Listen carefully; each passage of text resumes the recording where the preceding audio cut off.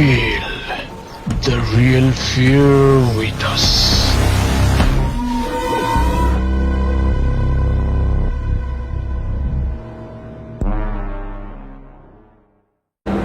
প্রিয় লিসেনার্স, আসসালামু আলাইকুম। Feel the real fear with us. দেশ ও দেশের বাইরে যেখান থেকে আফটার দ্য হরর ওয়ার্ল্ডের আজকে শনির রাতের 26তম আয়োজনের সাথে যুক্ত হচ্ছেন বা পরবর্তীতে হবেন, সকলকে জানাচ্ছি শুভেচ্ছা ও ভালোবাসা। আশা করি সবাই ভালো আছেন, সুস্থ আছেন। আজকের এই এপিসোডে আপনাদের জন্য দুটি ঘটনা নিয়ে হাজির হয়েছি। আশা করছি ঘটনাগুলো আপনাদের কাছে ভয়ের দুর্দান্ত অনুভূতি সৃষ্টি করবে ইনশাল্লাহ। আমাদের এবারের এপিসোডের প্রথম যে ঘটনাটি আপনাদের সাথে শেয়ার করব, এই ঘটনাটি আমাদেরকে যিনি পাঠিয়েছেন উনি একজন রেমিটেন্স যোদ্ধা ভাই। ওনার নাম মেহেদি হাসান। ওনার দেশের বাড়ি নারায়ণগঞ্জের রূপগঞ্জ উপজেলায়। উনি বর্তমানে রয়েছেন পূর্ব আফ্রিকার ছোট্ট একটি দেশ, যেটা ভারত মহাসাগরের ভেতরে অবস্থিত। দেশটির নাম মরিশাস, যার রাজধানী পোর্ট লুইস। আফ্রিকার মূল ভূখণ্ড থেকে প্রায় 2000 কিলোমিটার দূরে ভারত মহাসাগরের ভেতরে এই ছোট্ট দেশ, যেটার আয়তন মাত্র 2040 বর্গ কিলোমিটার, এখানে রয়েছেন। প্রিয় লিসেনার্স, আপনারা একবার একটু চিন্তা করুন, মূল ভূখণ্ড যেটা আফ্রিকা, সেখান থেকেই 2000 কিলোমিটার দূরে ভারত মহাসাগরের ভিতরে ছোট্ট একটা বিন্দুর মতো দেখায় ম্যাপের ভিতরে। তাহলে এত দূরে থেকে চতুর্দিকে মহাসাগর, সেখানে আফটার দ্য হরর ওয়ার্ল্ড উনি শুনছেন। এটা আমাদের জন্য অনেক বড় একটা পাওয়া। প্রিয় লিসেনার্স, আজকে ওনার ঘটনা দিয়েই শুরু করছি। উনি যে ঘটনাটি আমাদেরকে পাঠিয়েছেন, এই ঘটনাটি ঘটেছিল 2020 সালে, যখন করোনা লকডাউন চলছে। করোনার কারণে চতুর্দিকে জীবনযাত্রা বিপর্যস্ত, মানুষ খুব একটা বাইরে বের হতে পারছে না জীবিকার তাগিদে। ঘটনাটি ঘটেছিল এই নারায়ণগঞ্জের রূপগঞ্জ এবং সোনারগাঁ যে দুটো উপজেলা রয়েছে, এই দুটো উপজেলার একটি জায়গায়। রূপগঞ্জ এবং সোনারগাঁ, এই দুই উপজেলার মধ্যে একটি বেড়িবাঁধ রয়েছে। রূপগঞ্জের অংশ বেড়িবাঁধের ভেতরে, আর সোনারগাঁর অংশ বেড়িবাঁধের বাইরে থাকে। এটি কাঁচপুর থেকে ভুলদা গাউছিয়া পর্যন্ত গিয়েছে এই বেড়িবাঁধের অংশটা।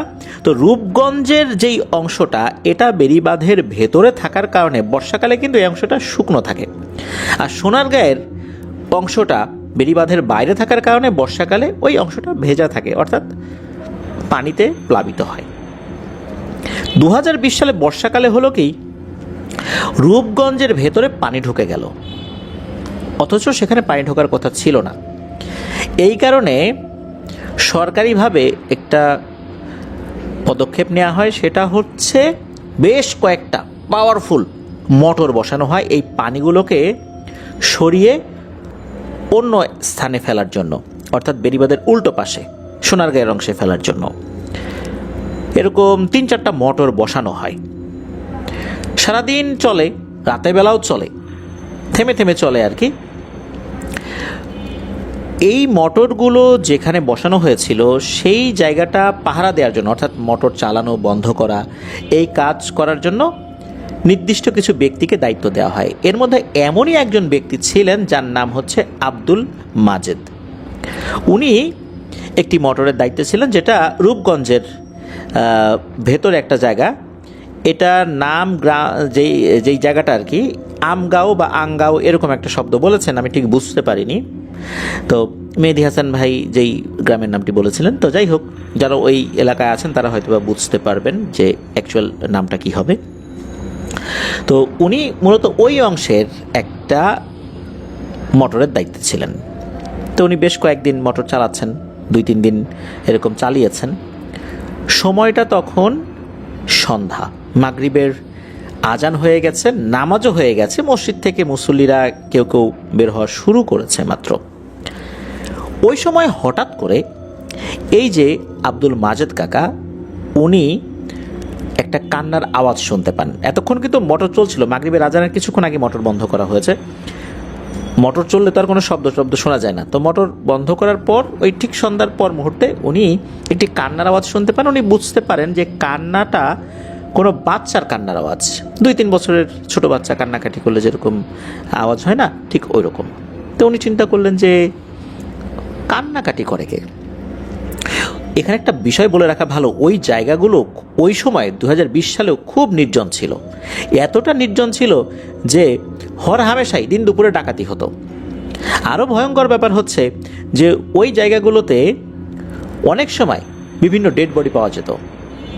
আশেপাশের বিভিন্ন অঞ্চলে যদি কোনো খুন খারাপই হতো, ডেড বডি খুঁজে না পাওয়া যেত, দেখা যেত ওই অঞ্চলে গিয়ে ফেলে রেখেছে। বিশেষ করে এই যেখানে মোটরগুলো বসানো হয়েছে এই সাইডটাতে, মানে খুব নির্জন ছিল ওই সাইডটা। এখন তো লোকজন কিছু হয়েছে আর কি, এই জন্য জনসমাগম বেড়েছে।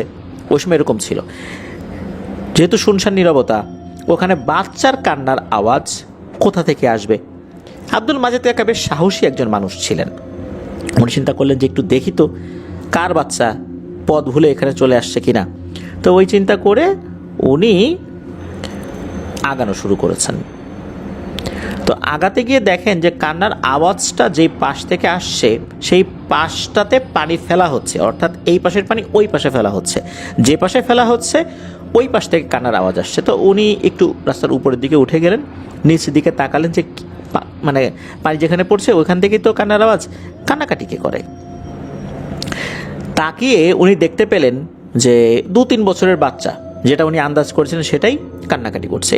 এই কান্নাকাটি দেখে ওনার খুব মনে কষ্ট হয়, যতটুকু বাচ্চা, আরে কান্নাকার বাচ্চা, যাই ওকে উঠিয়ে নিয়ে আসি, তারপর দেখি খোঁজ খবর নিয়ে। যেহেতু অনেক দূরে দূরে ঘর বাড়ি, ওই এলাকায় যে একদম লোকজন ছিল না তা না, তবে দূরে দূরে ঘর বাড়ি ছিল, শুনশান নীরবতা ছিল। তো উনি নিচে নেমেছেন, রাস্তার এই ঢাল বেয়ে নিচে নেমেছেন। নিচে নেমে ওই বাচ্চাটার দিকে হাত বাড়িয়ে দিয়ে বলেছেন, যাই বাবা আয়, আমার হাত ধর, উঠে আয়, তোকে তোর বাড়িতে পৌঁছে দিই। ওই সময় ওই বাচ্চা কান্না থামিয়ে দেয়, বিশ্রী একটা হাসি দেয় এবং হাসি দেওয়ার সাথে সাথে নিজের আকার পরিবর্তন করতে শুরু করে। আব্দুল মাজেদ কাকা দেখেন যে এই বাচ্চাটা ছোট থেকে আস্তে আস্তে বড় হচ্ছে। ঠিক যেমন একটা ছোট মানুষ সময়ের সাথে সাথে আস্তে আস্তে পরিণত বয়স্ক হতে থাকে, তার আকার আকৃতির পরিবর্তন হতে থাকে, ঠিক সেম ছোট বাচ্চাটা আস্তে আস্তে বড় হচ্ছে, তার চেহারার পরিবর্তন হচ্ছে, চেহারায় পরিপক্কতা আসছে। এইভাবে বড় হতে হতে উনি যতটুকু উচ্চতা, অর্থাৎ আব্দুল মাজেদ কাকা যতটুকু উচ্চতার, তার থেকেও 3-4 হাত লম্বা হয়ে গিয়েছে। তখন তো আব্দুল মাজেদ কাকা প্রচণ্ড ভয় পেয়েছেন। উনি বুঝতে পেরেছেন এটা কোনো স্বাভাবিক বিষয় নয়, উনি ভয়ঙ্কর কোনো কিছুর খপ্পরে পড়েছেন। তখন প্রচণ্ড জোরে দিয়েছেন এক চিৎকার। এদিকে ওনার চিৎকারের আওয়াজ কাছাকাছি থাকা একটা মসজিদে পৌঁছে গিয়েছে। তখন তো মাগরিবের নামাজ শেষ হয়েছে, কিছু মুসল্লি মসজিদের ভিতরে ছিল। ওনারা যখনই চিৎকারের আওয়াজ শুনেছেন তখন ওরা বলছেন, কী ব্যাপার, চিৎকার দিল কে, চিৎকারটা কোন দিক থেকে আসলো। তখন ওনারা মসজিদ থেকে বের হয়ে দ্রুত ওই উৎস খুঁজে ওই দিকে যাওয়া শুরু করেছেন। কাছাকাছি গিয়ে দেখতে পান যে আব্দুল মাজেদ কাকা রাস্তার পাশে অজ্ঞান হয়ে পড়েছেন। আব্দুল মাজেদ কাকাকে তো ওনারা সবাই চিনতেন। তাড়াতাড়ি করে ধরাধরি করে আব্দুল মাজেদ কাকাকে তার বাড়িতে নিয়ে আসা হয়। অনেকক্ষণ চেষ্টা করা হয়, তার জ্ঞান ফেরে না। তো দীর্ঘ সময় পর ওনার জ্ঞান ফেরে। তো জ্ঞান যখন ফেরে তখন সবাই জিজ্ঞেস করছে কি হয়েছে। তো উনি এই বিষয়টা খুলে বলেন যে আমি তো এই বিষয় দেখেছি, এই জন্য আমি চিৎকার দিয়েছি। তখন স্থানীয় একটা মসজিদের ইমাম সাহেবকে ডেকে নিয়ে আসা হয়। তো ইমাম সাহেব আসেন, ইমাম সাহেব সব কিছু শুনে ওনার শরীরটাকে বন্ধ করে দেন এবং বলেন যে আপনি আপাতত ওই দিকটাতে আর যায়েন না, ওটা জায়গাটা আসলে বেশি একটা ভালো না, খুব নির্জন থাকে তো এই এরিয়াটা। দিনের বেলাতে আমরা তো কম হাঁটাচলা করি ওই দিক দিয়ে, রাতের বেলা তো দিক দিয়ে কেউ আসতে যাওয়া করেই না, আপনি ওই দিকে যায়েন না, এই কাজটা অন্য কাউকে দিয়ে দেন। তো উনি এটা শোনেন, হুজুর তো ঝাড়ফুঁক করে দিয়ে চলে গিয়েছেন। এখন উনি জ্বরে আক্রান্ত হয়েছেন এই ঘটনার পরে।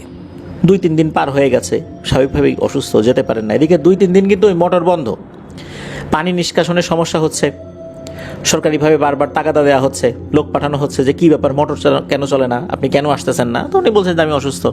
তো 2-3 দিন পর উনি যখন কিছুটা সুস্থ হয়েছেন, উনি সিদ্ধান্ত নিয়েছেন উনি যাবেন ওখানে। পরিবার থেকে বলা হচ্ছে যে না তুমি যাও না, এমনি একটা ঘটনা ঘটে গেছে। উনি বলছেন যে আরে না, এগুলো কি সবসময় ঘটে নাকি? মানুষের সাথে কি প্রতিদিন প্রতি মুহূর্তে সব ঘটনা ঘটে? ওই সময় ঘটছে, হয়তো বা আমাকে ভয় দেখাইতে আসছিল, ভয় দেখাইছে, চলে গেছে, এখন আর কিছু হবে না। তো এই কথা বলে পরিবার থেকে বিদায় নিয়ে উনি গিয়েছেন। তো যখন উনি গিয়েছেন, উনি তো ঠিকঠাক মতো মোটর স্টার্ট করেছেন। তো মোটরের শব্দ অনেকে দূর থেকে শুনেছে। মসজিদে যারা মাগরিবের নামাজ পড়তে গিয়েছেন, যাওয়ার সময় তারা মোটরের আওয়াজ শুনেছেন, তবে যখন নামাজে তারা দাঁড়িয়েছেন তখন অবশ্য মোটরটা বন্ধ করা হয়েছিল। মসজিদে যখন মুসল্লিরা মাগরিবের নামাজ আদায় শেষ করেছেন মাত্র, এর পরপরই প্রচণ্ড জোরে এক চিৎকার আসে। ওনারা বুঝতে পারেন এই চিৎকারটা আব্দুল মাজেদ কাকার চিৎকার। তারা সাথে সাথে মসজিদ থেকে বের হয়েছেন, বের হয়ে দৌড় শুরু করেছেন যে আব্দুল মাজেদ কাকার কি হলো। তা আব্দুল মাজেদ কাকা যেই ছোট ঘরটা তৈরি করা হয়েছিল সেখানে তো থাকতেন। তো যখন ওই দিকটাতে গিয়েছেন, ওইদিকে আব্দুল মাজেদ কাকাকে পাওয়া যায় না। আব্দুল মাজেদ কাকাকে পাওয়া যায় আগের যে ঘটনা যখন ঘটেছিল, আব্দুল মাজেদ কাকা যেখানে সেন্সলেস অবস্থায় পড়েছিল, ঠিক সেখানেই ওনাকে সেন্সলেস অবস্থায় পড়ে আছে বলে সকলে মনে করেছেন, কিন্তু না। তারা যখন কাছে গিয়েছেন তখন বুঝতে পারেন যে আব্দুল মাজেদ কাকা আর এই পৃথিবীতে নেই, উনি এই পৃথিবী ছেড়ে চলে গেছেন। দ্রুত তাকে হসপিটালে নেওয়া হলেও ডাক্তাররা তখন জানান যে উনি আগেই মারা গেছেন। মৃত্যুর সময় আসলে কি হয়েছিল, কি ঘটনা ঘটেছিল, এটা বোঝা না গেলেও বা জানা না গেলেও এতটুকু বোঝা যায় যে আগে যেই অশরীরটায় যেই ঘটনাটি ঘটেছিল বা ঘটিয়েছিল, সেম ঘটনা সে আবার ঘটিয়েছে। হুজুরের কাছে এই বিষয়টা যখন বলা হয় তখন হুজুর একটু সময় নিয়ে পরবর্তীতে সবাইকে জানান যে এই যে জায়গাটা, এই জায়গাটা তো এমনিতেই নির্জন, ওখানে একটা গাছ ছিল, তো এর আশেপাশে বেশ কিছু জিনেদের বসবাস ছিল। এই মোটর চালানোর কারণে এদের খুব অসুবিধা হচ্ছিল। কয়েকদিন এরকম তো হয়েছে, ওরা কি করবে, ওরা নাকি সিদ্ধান্ত নিয়েছে যে তাহলে এই লোকটাকে একটু ভয় দেখাই যেন এখান থেকে চলে যায়। তাকে যখন প্রথমবার ভয় দেখানো হয়েছে তারা চিন্তা করেছে যে ও আর আসবে না, কিন্তু পরে যখন এসেছে ওরা খুব ক্ষিপ্ত হয়েছে। এরপরেই তাকে ভয়ানক আকৃতি নিয়ে সামনে যখন এসেছে, ওইটা দেখেই সে মারা গেছে। তো এটাই ছিল ঘটনা, যেটা 2020 সালে ঘটেছিল। প্রিয় লিসেনার্স, ওই এলাকার আশেপাশে যাদের বাড়ি তারা নিশ্চয়ই এই ঘটনা সম্পর্কে অবগত আছেন। উনি মারা গেছেন, উনি তো আর বলে যেতে পারেন নাই যে ঠিক মৃত্যুর আগ মুহূর্তে কি হয়েছিল। তবে হুজুরের ভাষ্য অনুযায়ী যতটুকু জানা যায় সেটাই এটা বোঝা যায় যে আসলে কি হয়েছিল। হুজুর তো ওনার সোর্স থেকে জানার চেষ্টা করেছেন। এটাই আমরা ধারণা করে নেই যে ওই অশরীরাই এই ঘটনাটি ঘটিয়েছে। ধন্যবাদ মেহেদি হাসান ভাইকে, বেশ রোমহর্ষক এবং হৃদয় বিদারক একটি ঘটনা আমাদেরকে পাঠিয়েছেন, অনেক কষ্ট করে পাঠিয়েছেন, এই জন্য ধন্যবাদ জানাচ্ছি। আর আব্দুল মাজেদ কাকার রুহের মাগফিরাত কামনা করছি। প্রিয় লিসেনার্স, চলে যাব আমাদের এবারে শনির রাতের দ্বিতীয় এবং শেষ ঘটনায়। প্রিয় লিসেনার্স, অনেকেই তো আমাদেরকে ঘটনা পাঠান, অনেক দূর দূরান্ত থেকে পাঠান। আপনারাও আমাদেরকে ঘটনা পাঠাতে পারেন লিখে বা রেকর্ড করে। ঘটনা পাঠাতে হবে ইমেল অ্যাড্রেসের মাধ্যমে। ইমেল অ্যাড্রেসটা হচ্ছে afnanthehorworldbd@gmail.com। স্পেলিংটা বলে দিচ্ছি, AFNANTHEHORRORWORLDBD afnanthehorworldbd@gmail.com। স্পেলিংটাও আমরা আমাদের ভিডিওর ডিসক্রিপশনে দিয়ে রেখেছি, সেখানে গিয়ে স্পেলিংটা চেক করে নিতে পারবেন। আর এই ভিডিওর লাইক বাটনে প্রেস করতে কিন্তু ভুলবেন না, আর ভিডিওর লিঙ্কটা বেশি বেশি করে শেয়ার করে দেবেন। আপনারা ঘটনা পাঠালে আফনান দ্য ওয়ার্ল্ড অনেকটা পথ ইনশাল্লাহ আমরা একসাথে চলতে পারবো। ঘটনা কেমন লাগছে তা জানিয়ে এই ভিডিওর কমেন্ট সেকশনে কমেন্ট করতে পারেন। এছাড়া আমাদের ফেসবুক পেজ এবং গ্রুপ তো রয়েছে আফনান দ্য ওয়ার্ল্ড নামে, সেখানে গিয়েও আপনারা আপনাদের মতামত জানাতে পারেন। চলুন এবারের এপিসোডের শেষ ঘটনা শুনে আসি।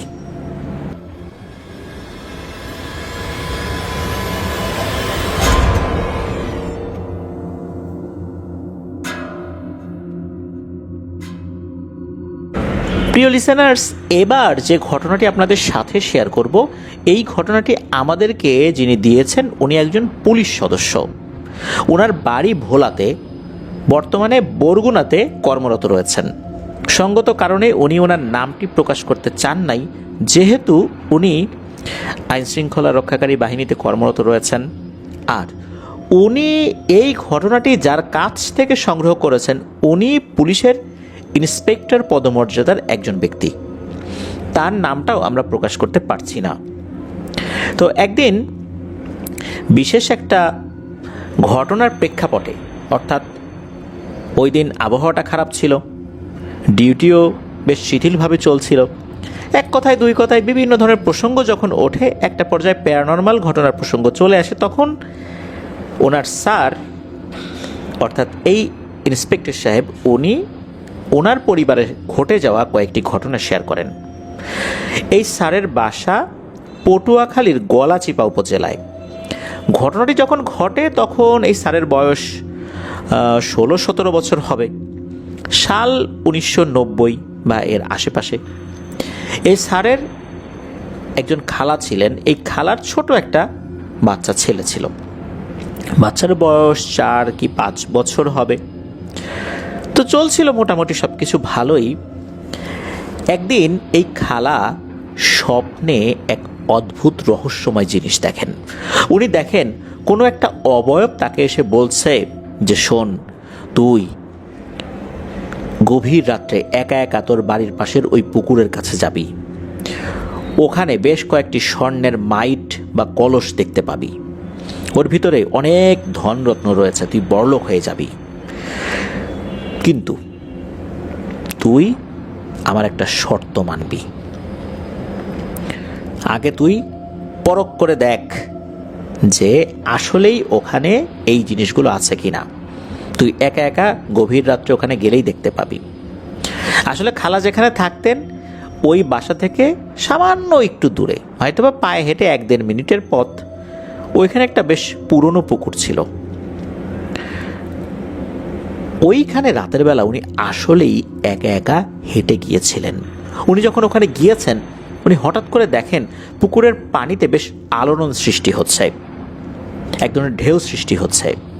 আর এরপর ভেতর থেকে বেশ কয়েকটি স্বর্ণের মাইট বা কলস ভেসে ওঠে।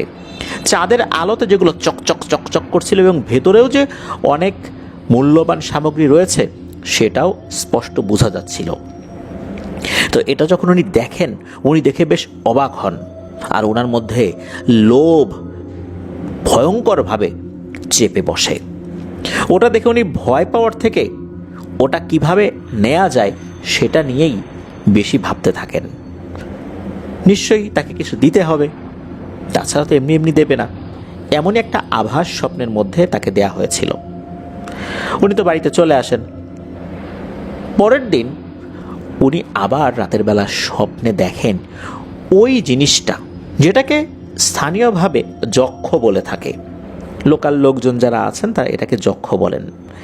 বিশেষ করে এই ধরনের মাইটগুলো যারা পাহারা দেয় তাদেরকে যক্ষ বলে অভিহিত করা হয়। তো ওই যক্ষটা তাকে আবার বলে, দেখলি তো, প্রমাণ পেলি, এই সবগুলো তোর হয়ে যাবে, শর্ত একটাই, তোর যে বাচ্চাটা আছে ওকে সামনের অমাবস্যার রাত্রে বলি দিতে হবে। যদি বলি দিস তাহলে এগুলো পাবি। কি দিবি? তখন নাকি ওই খালা স্বপ্নের মধ্যে বলে দেয়, হ্যাঁ আমি দেব, আমার ওই সব সম্পত্তি চাই, আমার সব লাগবে, বাচ্চা দিয়ে করবোটা কি? বাচ্চা চলে গেলে আবার আল্লাহ দিবে, তো এই সম্পত্তি তো আর সহজে পাবো না। সুযোগ কি বারবার আসে নাকি? দেব দেব বলি দেব, আমাকে সম্পত্তিগুলো দিবা তো? তখন ওই যক্ষটা বলে, হ্যাঁ দেব।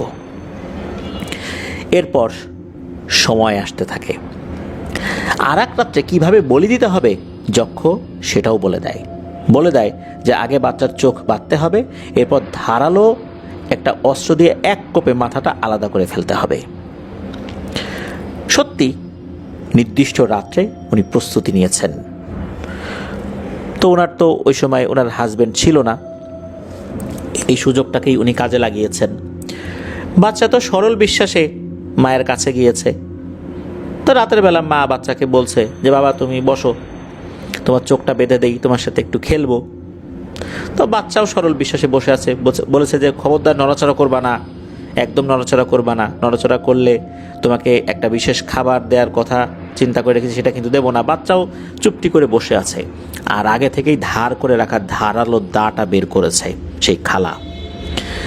চিন্তা করেছেন যে বাচ্চাকে মারতে গেলে যদি তার মনে দয়া হয়, আর উনি যদি এই কাজ না করেন তাহলে তো ওই সম্পত্তিগুলো উনি পাবেন না, যক্ষ তাকে দেবে না, উনিও বড় লোক হতে পারবে না।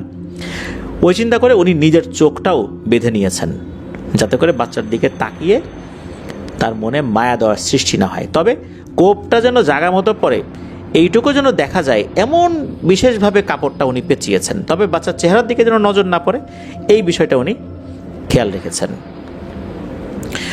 উনি ওই ধারালো দাটা হাতে নিয়েছেন, কোপ দিতে উদ্যত হয়েছেন। এই সময় ঘটে একটা ঘটনা, সেটা হচ্ছে যে পাশের বাসার এক ভদ্র মহিলা এসে এই খালাকে ডাক দিয়েছে। আর খালা লোভের বশবর্তী হয়ে এতটাই উন্মত্ত হয়ে গিয়েছিলেন, ওনার ঘরের দরজা যে উনি সিটকানি লাগান নাই এটাও ভুলে গেছেন। তো ওই খালা সবসময়ই যে এরকম ভুলে যেতেন বিষয়টা এরকম না, কিন্তু মানুষ উত্তেজনার ভিতরে থাকলে কিন্তু অনেক সময় অনেক জরুরি কাজ করতে ভুলে যায়। এটাই করেছেন, ঘরের দরজার সিটকানি লাগাতে ভুলে গিয়েছিলেন। আর ওই পাশের বাড়ির যে ভদ্র মহিলা, উনি কিন্তু হরহামেশাই ওই খালার বাসায় আসতেন, কথা বলতে বলতেই ঢুকে যেতেন, আর জানতেন যে এই সময় ওনার হাজব্যান্ড বাসায় নাই। এই কারণে উনি ডাক দিয়েছেন। ডাক দিয়ে হাতটা দিয়েই দরজাটা ধাক্কা দিয়ে যে ভয়ঙ্কর দৃশ্য দেখেছেন, এটা দেখে উনি তো চমকে যান। উনি দেখেন বাচ্চাটার চোখ বাঁধা, মায়েরও চোখ বাঁধা, মায়ের হাতে ধারালো একটা অস্ত্র। এটা দেখে উনি চিৎকার দিয়ে বলছেন, এই তুমি করো কি? আর তখনই খালা চোখ খুলে ফেলেছেন, থতমত খেয়ে গেছেন, ধরা পড়ে গেছেন। তো তখন উনি বলতেছে, এই তুমি এই কাজটা কি করতেছিলা? আমি তো বুঝছি তুমি কি করতেছিলা, সত্যি করে বলো, ঘটনা কি? খালা তো আমতা আমতা শুরু করেন, বলতে চান না। তো ওই মহিলা বলছে যে তুমি যদি এক্ষুনি আমাকে না বলো সব কিছু খুলে, তাহলে কিন্তু তোমার সত্যি খবর আছে, তোমাকে পুলিশে দেব, বলো ঘটনা কি? তখন ওই খালা বলেন যে এই ঘটনা, আমি তো এই ধন সম্পত্তির লোভে আমি আমার বাচ্চাকে বলি দিতে যাচ্ছিলাম। তখন তো ওই ভদ্রমহিলা খুবই রাগারাগি করেন যে তুমি কি কোনো মায়ের জাত হইলা? তুমি ধন সম্পত্তির লোভে তোমার আপন সন্তানকে বলি দিতে যাচ্ছিলা? এত নিচে তুমি নামতে পারো? C C C C C এইরকমভাবে তাকে যথেষ্টভাবে ভৎসনা করেন। উনিও ভুল বুঝতে পারেন একটা পর্যায়ে, উনি বুঝতে পারেন আসলে আমি কী করতে চাচ্ছিলাম, এবং আল্লাহর কাছে উনি শুকরিয়া আদায় করেন ওই খালা, যে হায় আল্লাহ, আমি তো একটা মোহের মধ্যে পড়ে একদম হারাই গেছিলাম, তুমি এই মহিলাকে এই সময় পাঠাই দিছো, তা না হলে এর 1 সেকেন্ড বা 2 সেকেন্ড পরে আসলেই আমি তো এই লোভের বশবর্তী হয়ে শয়তানের ধোকায় পড়ে আমি তো আমার বাচ্চার ঘাড়ে এই দাঁত কোপটা বসাই দিতাম। যাই হোক, খালা তো ভুল বুঝতে পারছেন। ওই রাত্রেই খালা একটা স্বপ্ন দেখেন, স্বপ্নে ওই যক্ষকে দেখেন। যক্ষ এসে বলছে যে তুই বলি দেওয়ার কথা বলে বলি দিলি না, যাক আমার আর বলি লাগবে না, তবে তোর একটা বড় ক্ষতি আমি করব। পরবর্তীতে খালা যেই স্বপ্ন দেখেছেন এটাও অনেকের সাথে শেয়ার করেছিলেন। এর সপ্তাহখানেক পর থেকে খালার মধ্যে বেশ কিছু পরিবর্তন দেখা যায়। সেটা হচ্ছে খালা পাগলের মতো প্রলাপ বকতে থাকেন, অদ্ভুত রকমের আচরণ করেন। আস্তে আস্তে উনি বদ্ধ উন্মাদে পরিণত হন। ওনাকে অনেক চিকিৎসা করানো হয়েছে, অনেক হুজুর কবিরাজ দেখানো হয়েছে, কিন্তু কোনোভাবেই তাকে ভালো করা যায় নাই। এমন পাগল উনি হয়েছিলেন যে শরীরে কাপড় চোপড়ই রাখতেন না, এমন বদ্ধ উন্মাদ উনি হয়ে গিয়েছিলেন। এভাবেই ওনার জীবনটা শেষ হয়ে গেছে আস্তে আস্তে। এটাই ছিল ঘটনা। প্রিয় লিসেনার্স, একবার ভাবুন ওই বাচ্চাটার কথা। আল্লাহ ওর হায়াত লিখে রেখেছিলেন, তা না হলে ওই মুহূর্তে অন্য আর একজন ভদ্র মহিলা, যার বিশেষ কোনো কাজ ছিল না, ওই সময় উনি কেন আসলেন? আল্লাহ তাকে পাঠিয়েছিলেন ওইভাবে, আর উনি এসেই জিনিসটা দেখে ফেললেন। আর খালা যেহেতু লোভের বশবর্তী হয়ে যক্ষকে কথা দিয়ে ফেলেছিল, উনি তো একবারও না করে নাই ওই যক্ষকে কখনো, যার কারণেই ওই যক্ষ তাকে বদ্ধ উন্মাদ বানিয়ে দেয়। আর এইভাবেই তার জীবনটা আস্তে আস্তে সমাপ্তির দিকে চলে যায়। বাকি জীবন তার এইভাবেই কেটেছিল। এটাই ছিল ঘটনা। প্রিয় লিসেনার্স, আমরা যেন এই কাজে কখনোই নিজেদেরকে না জড়াই। অনেকে বলতে পারেন যে স্বপ্ন তো স্বপ্নই, স্বপ্নের মধ্যে কি নিজের উপর নিয়ন্ত্রণ থাকে? হ্যাঁ, থাকে। কখন থাকে? এই ধরনের স্বপ্নগুলোতে নিজের উপর নিয়ন্ত্রণ থাকে। এই ধরনের স্বপ্নগুলো এমন বাস্তবের মতো মনে হয় বাস্তব জীবনে আমরা যেমন নিজেদের উপর পরিপূর্ণ নিয়ন্ত্রণ রাখি, এই ধরনের স্বপ্নগুলোতে নিজের উপর পূর্ণ নিয়ন্ত্রণ থাকে। আপনারা খেয়াল করবেন যে সব স্বপ্ন কিন্তু একরকম হয় না। কিছু কিছু স্বপ্ন অনেক বাস্তবের মতো মনে হয়। কিছু কিছু স্বপ্ন এমন থাকে যে স্বপ্ন শেষ হয়ে যায়, ঘুম ভেঙে যায়, এরপরও সেই বিষয়গুলোর রেশ শরীরে থেকে যায়। এমন কিছু স্বপ্ন থাকে যা একদম বাস্তবের মতো মনে হয়। বিশেষ করে জিনেরা এই ধরনের স্বপ্ন যখন দেখায়, যখন কারো কাছ থেকে সম্মতি চায়, তখন নিজের উপর নিয়ন্ত্রণ কিন্তু থাকে। এই জন্য আমরা যখন ঘুমাতে যাওয়ার সময় আয়াতুল কুরসি এবং সূরা বাকারার শেষ 3 আয়াত পড়ে যদি আমরা ঘুমাই, তাহলে ঘুমের মধ্যে কোনো দুষ্টু জিনেরা স্বপ্নের মধ্যে অর্থাৎ ঘুমের মধ্যে আমাদেরকে কোনো কিছু খাওয়াতে সক্ষম হবে না। আল্লাহ হেফাজত করবেন। ঘুমের মধ্যে জাদু টোনা জিনেরা এসে করতে পারবে না, এই ধরনের স্বপ্ন দেখাতে পারবে না। আল্লাহ আমাদেরকে হেফাজত করুন। প্রিয় লিসেনার্স, আজকের এপিসোড এ পর্যন্তই ছিল। আশা করছি আজকের এপিসোডের ঘটনাগুলো আপনাদের ভয়ের শিহরণ জাগাতে সক্ষম হয়েছে ইনশাল্লাহ। আর ঘটনা যদি ভালো লেগে থাকে তাহলে অবশ্যই আমাদেরকে কমেন্ট করতে ভুলবেন না। আর আপনাদের কাছেও ঘটনার প্রত্যাশা কিন্তু করছি, সত্য ভয়ের ঘটনাগুলো আমাদেরকে পাঠান। আমাদেরকে যিনি ঘটনা পাঠিয়েছেন, যে পুলিশ সদস্য ভাই, উনি আরও কয়েকটি ঘটনা পাঠাবেন বলেছেন। বিশেষ করে ওনার যে ইন্সপেক্টর স্যার, উনি একসাথে কয়েকটি ঘটনা ওনাকে বলেছিলেন, সেই ঘটনাগুলো আমাদেরকে পাঠাবেন বলে জানিয়েছেন। সঙ্গত কারণে আমরা তাদের দুইজনের নাম বলতে পারলাম না, ছদ্মনামও ব্যবহার করিনি। যদি কখনো ওনারা নাম বলার অনুমতি দেন, সরাসরি তাদের নামটা ব্যবহার করব। আর যদি ওনারা কোনো ছদ্মনাম নিজেরা ঠিক করে দেন, সেটা বলবো। আজকের এপিসোড থেকে প্রিয় লিসেনার্স বিদায় নিব। সবাই ভালো থাকবেন, সুস্থ থাকবেন। আসছে সোমবার হরর নাইট এপিসোডের নতুন আরও একটি আয়োজন নিয়ে ইনশাল্লাহ আপনাদের সাথে ঘটনা শেয়ার করতে আসছি। আমার জন্য দোয়া করবেন, আমার পরিবারের জন্য দোয়া করবেন। আপনাদের জন্য দোয়া রইল, আপনাদের পরিবারের প্রত্যেকের জন্য দোয়া রইল। মহান আল্লাহ সুবহানাহু ওয়া তাআলা আমাদেরকে ভালো রাখুন, সুস্থ রাখুন, নিরাপদে রাখুন, আপনার ধর্ম ওয়ার্ল্ডের সাথে রাখুন। আসসালামু আলাইকুম।